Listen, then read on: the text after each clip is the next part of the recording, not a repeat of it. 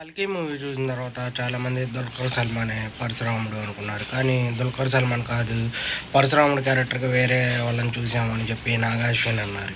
అయితే కల్కి మూవీ ఓటీటీలో కూడా వచ్చింది. బాగా ఓటీటీలో కూడా రన్ అవుతూనే ఉంది. పుష్ప 2 గురించి కూడా కొత్త అప్డేట్ వచ్చింది.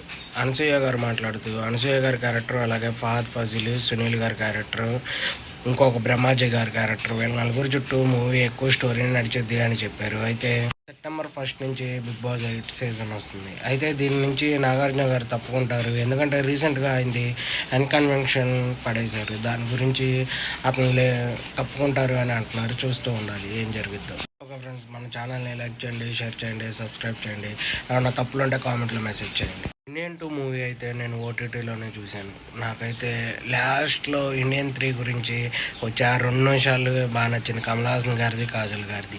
మిగతా సినిమా ఏమి నచ్చలేదు. మీకు ఏమి నచ్చిందో కామెంట్లో మెసేజ్ చేయండి. మర్చిపోయాను, సబ్స్క్రైబ్ మాత్రం చేసుకోండి.